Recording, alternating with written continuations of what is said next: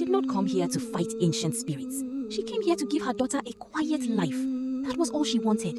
Somewhere nobody knew their names. Somewhere nobody pointed. But on the third night in that riverside village, her 10-year-old daughter walked out of the house in her sleep, heading straight for the river, with her eyes wide open and a song on her lips that no child should know. And that was when Ibidun understood that she had not escaped anything. She had walked directly into something that had been waiting for her all along. Welcome to Folktales by Right. Let's dive into tonight's story. The stone hit the window at midnight. Ibidun did not scream. She had been waiting for it. She pulled Aya close against her chest in the darkness, her daughter's small body trembling, and she pressed her lips against the child's forehead and whispered the only true thing she had left to say. "We are leaving. Tonight." That was 3 weeks ago. 3 weeks since they buried Adisa in the ground and her mother-in-law pointed a finger across the grave and said the words that ended Ibidun's life in that village as surely as death itself. 3 weeks since the whispers became loud enough to follow her to the market, to the well, to her own front door. 3 weeks since she stopped being a widow and became something the village had decided was worse. A killer. She had not killed her husband. She had loved him the way you love something you know is temporary, fiercely, quietly, every single day, the way you hold water in your hands knowing it will drain. Adisa had been sick for months. The kind of sick that comes slowly and does not announce itself until it is already finished. She had sat beside his bed every night. She had held his hand when he stopped recognizing faces. She had been holding it when the breathing stopped. And still they pointed. "Your witch killed him," her mother-in-law had said. Not whispered. Said. Out loud. In front of everyone. Ibidun packed 2 bags that night. She took Aya's school uniform, her own best wrapper, her mother's photograph, and the last of the money she had been hiding in a folded cloth inside the pot she never used. She did not take anything that reminded her of that village. She did not look back when they walked through the gate at 4 in the morning while the compound slept. She told Aya they were going somewhere better. Aya, who was 10 years old and far too clever for comfort, looked up at her mother in the dark and said, "Is anywhere actually better, Mama?" Ibidun had no answer for that. She just held her daughter's hand tighter and kept walking. They arrived in Iwere at dusk on the 3rd day, tired and quiet, carrying everything they owned in 2 bags between them. The village sat at the edge of a wide river, the kind of river that looked like it had been there since before the land decided what to call itself. The houses were neat. The roads were swept. There were flowering trees along the main path that nobody had planted but everyone maintained. It was the most beautiful place Ibidun had ever seen. She told herself that meant nothing. A woman named Mama Cosmos found them standing at the edge of the village looking lost and offered them a room before they even asked. She was round-faced and warm and moved with the unhurried ease of someone who had long ago stopped worrying about time. She made them rice and stew and did not ask a single question about where they had come from. Ibidun almost wept at the table. Not from sadness. From the sheer relief of being in a room where nobody was looking at her like a verdict.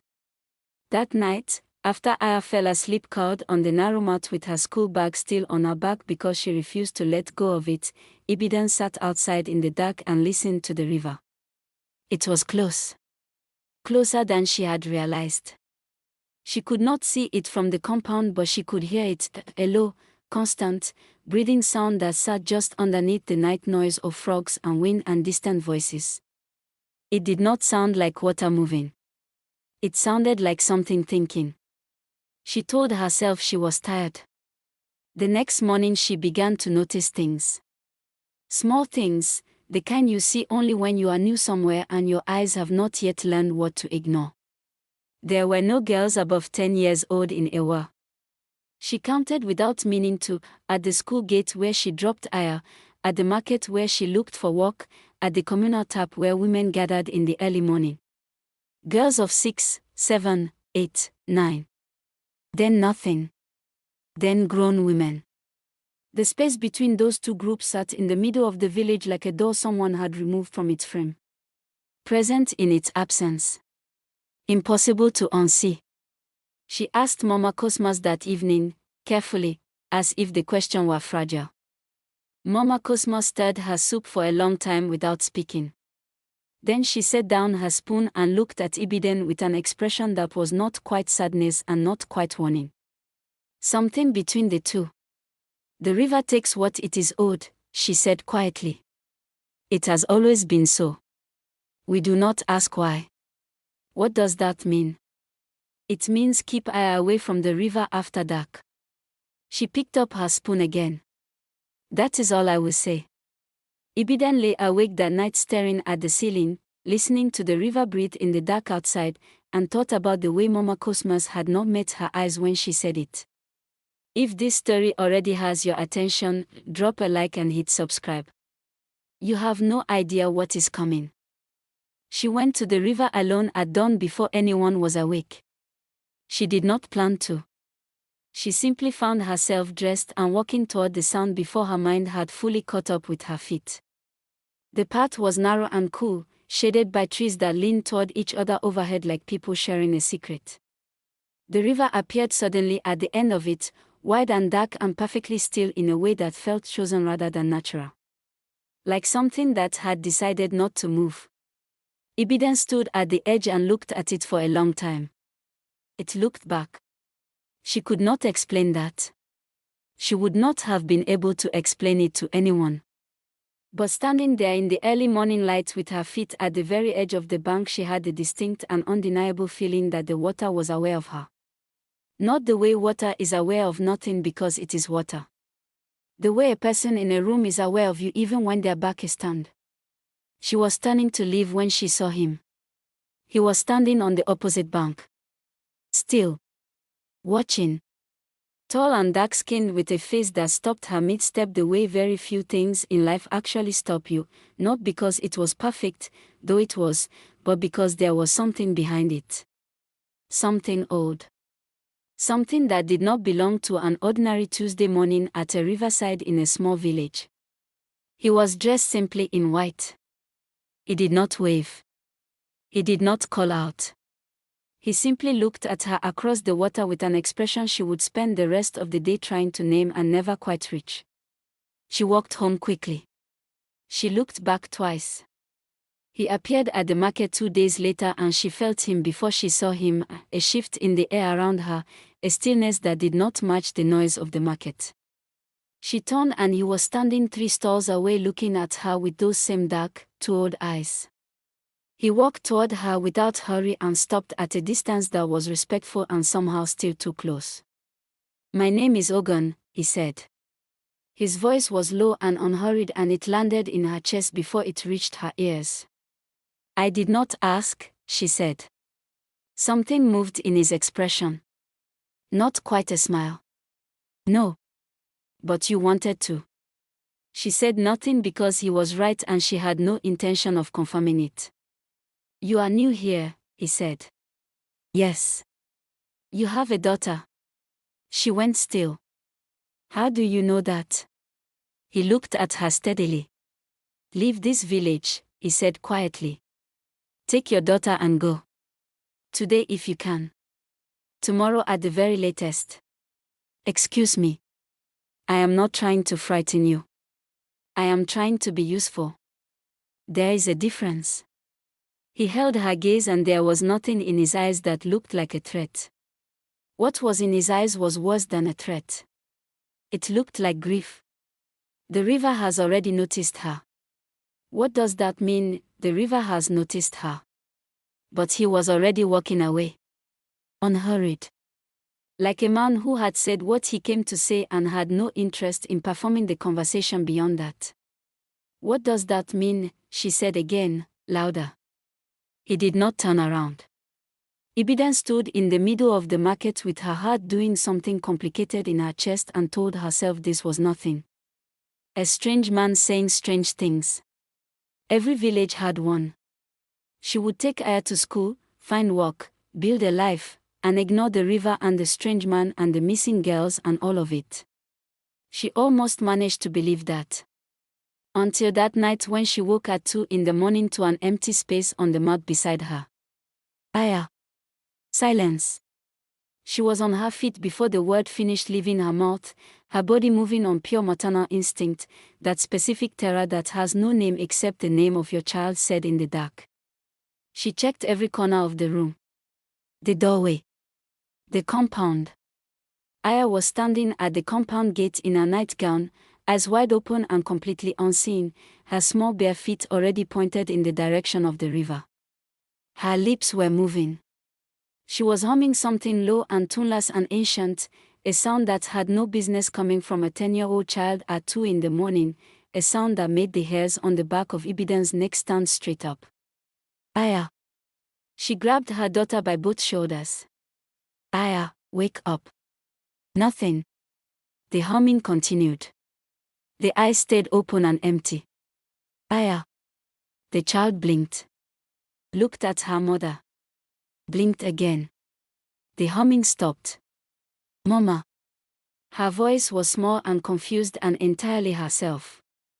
Why are we outside? Ibidun pulled her daughter into her arms so hard that Aya made a small sound of surprise. She held her there in the dark compound, shaking in a way she could not stop, and looked over her daughter's shoulder in the direction of the river. The river said nothing.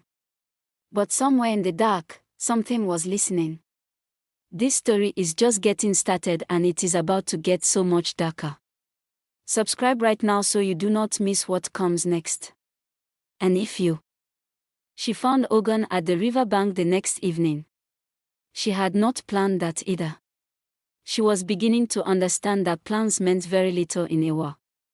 Things simply happened in the direction of the river whether you intended them to or not. He was sitting on a flat stone at the water's edge, looking out at the surface with the expression of someone watching something only they could see. He did not look surprised when she appeared beside him. He looked like he had been expecting her for longer than one day. Tell me everything, she said. No greeting. No preamble. My daughter walked in her sleep last night. She was heading for the river. Her eyes were open and she did not know me. So you are going to sit there and tell me exactly what is happening in this village or I will find a way to make your life very uncomfortable. I have nothing left to lose. That makes me dangerous.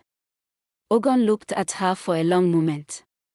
Then he moved slightly on the flat stone, making space. She sat. He was quiet for a while. Not the quiet of someone avoiding the question. The quiet of someone deciding how much truth a person can carry at once, measuring it carefully the way you measure medicine for a child. There is a spirit, he said finally. She lives in this river. Her name is Oyamirin. She is very old. Older than this village. Older than the name of this land. Ibidun said nothing. She waited. A long time ago a chief made a covenant with her. He wanted power, prosperity, protection for his people. She gave him all of it. In return he promised her loyalty. He promised her that no mortal woman would ever take the place she held in his heart. Ogun paused. He broke that promise. He married a woman from a neighboring village and forgot Oyamirin existed. What did she do? What betrayed people do, he said quietly. She made sure he understood the cost. He looked at the water. She placed a curse on his bloodline, on every village that stood on her banks. Every year, for as long as the covenant remained broken, she would claim one girl child. 10 years old and above. Until the debt was fully paid. The silence sat between them like a third person. 10 years, Ibidun said slowly, her voice barely above a whisper. 10 girls. Yes. She turned to look at him. And Aya. He did not look away. It's the 11th year. Something cold moved through Ibidun's entire body from the top of her head to the soles of her feet. She stood up. Sat back down. Stood up again. Her hands were shaking and she pressed them flat against her thighs and breathed through her nose the way she had taught herself to breathe when things became too large for the ordinary size of a moment. "Who are you?" she said. "You know all of this. You want me. You have been here. How long have you been here?" Ogun was quiet. Ogun. He looked at the river for a long time. When he turned back to her, his eyes had changed. Not in a way she could point to. But the thing behind them that had always seemed old now seemed vast. Ancient in a way that pressed against the edges of her understanding. "Oyamiren is my mother," he said. The words landed in the air between them and stayed there. "You are. I am her son. Half of me belongs to the river. I have been here since the curse began. Watching. Trying to find a way to end it." He looked down at his hands. 10 girls. 10 years. I could not stop any of it. The curse is hers and her power in this river is absolute. There is only one way it ends. How? He was quiet for a moment that lasted too long. "Tell me," she said.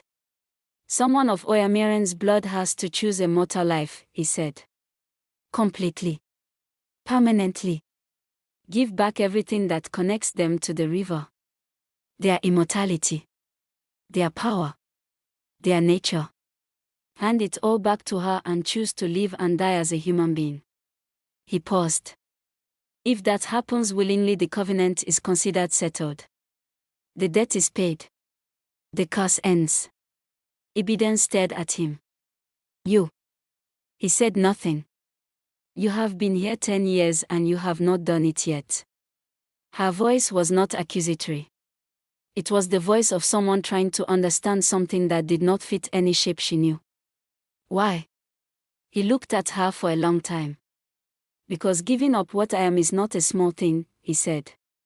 "Because I was not sure it was possible to want a mortal life more than I wanted the river." A pause. "Because I had not yet met a reason that was larger than the fear." The evening light was falling soft and gold across the water. Somewhere behind them in the village, a child laughed. They both knew whose laugh it was. Ibidun looked at the river.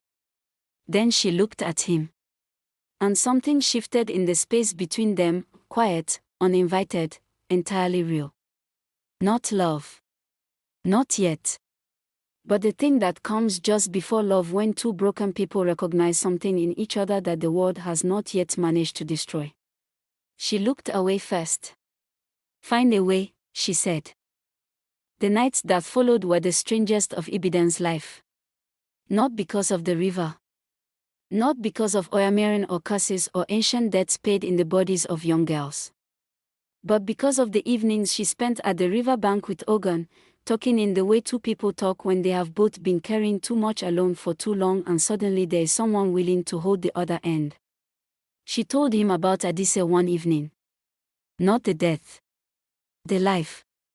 The way he used to hum under his breath when he was thinking. The way he always burned the rice and never admitted it. The way he used to put Aya on his shoulders and walk through the compound like a man who had been given everything he ever asked for and knew it. Ogun listened without interrupting. Without offering solutions or redirecting to something more comfortable. He simply received everything she said and held it carefully, and when she finished he was quiet for a moment and then he said the 6 words that undid 3 years of holding herself together with nothing but determination and the responsibility of being someone's mother. "You have been carrying this alone." Ibidun looked at the river and pressed her lips together hard. "I have been carrying everything alone," she said. "I am used to it. You should not have to be." She did not respond to that. But she felt it settle somewhere in her chest in a place that had been empty for a very long time. Like water finding the exact shape of the container that was made for it. She did not let herself think about what that meant. She was a woman with a daughter and a curse bearing down on them and not a single extra day to spend on feelings that had no practical use. She was practical. She had survived by being practical. She was not going to stop now. But she noticed the way he looked at her when she said something that surprised him. She noticed it and she said nothing, and she went home and lay next to her sleeping daughter and stared at the ceiling for a very long time. And then everything accelerated. Aya sleepwalked again on a Thursday night. Further this time. Much further. Ibidun woke at midnight to the empty mat and ran and found her daughter not at the compound gate but already on the path. Already 20 steps down the narrow road toward the river, bare feet moving with that terrible purpose that belonged to something other than a 10-year-old girl, that song on her lips again, low and old and wrong. Aya! Stop! The child did not stop. Ibidun ran and grabbed her and spun her around, and even then it took 3 full seconds before Aya's eyes came back. Before the song stopped. Before her daughter looked at her with confusion and said, "Mama, I was dreaming about the water again. It said my name. It said come." Ibidun held Aya's face in both hands and looked into her eyes for a long searching moment, checking for something she could not name, looking for the thing that had been in there a moment ago that was not her daughter. Then she pulled the child close and held her so tightly that Aya squirmed. "It is all right," Ibidun said. "I have you." But her voice said something different from her words. Her voice said, "I am running out of time." She went to Ogun the next morning before the sun was fully up and told him what had happened and watched his expression do the thing it did when he was calculating something he did not want to calculate. "It is accelerating," he said. "I know that. Tell me something I can use." Oyamiren is running out of patience. He looked at the river. The 11th year is almost over. She will not wait much longer. "Then stop waiting," Ibidun said. Her voice cracked on the last word and she let it crack. She was done performing strength for the sake of it. "You told me there is a way to end this. You are standing right here. You have been standing right here for 10 years while 10 girls disappeared into that water. Stop waiting and end it." Ogun looked at her for a long moment. Something moved through his expression, not pain exactly, but the thing pain leaves behind when it has lived in a person long enough to become familiar. He looked at the river. Then he looked back at her. "If I do this," he said quietly, "I cannot undo it. I will be fully human. I will grow old. I will get sick. I will die. Everything I am will be reduced to the size of one ordinary mortal life." "I know," she said. "That does not frighten you?" She looked at him steadily. "Ogun. My daughter is walking into a river in her sleep. I am well past being frightened by ordinary things." Something in his face changed completely at that. The calculation left it. The ancient careful measuring left it. What remained was simpler and more human than anything she had seen on him before. He looked, for the first time, like a man rather than a mystery. "Tonight," he said. "It has to be tonight. Before she sleepwalks again." Ibidun nodded once. "Tonight."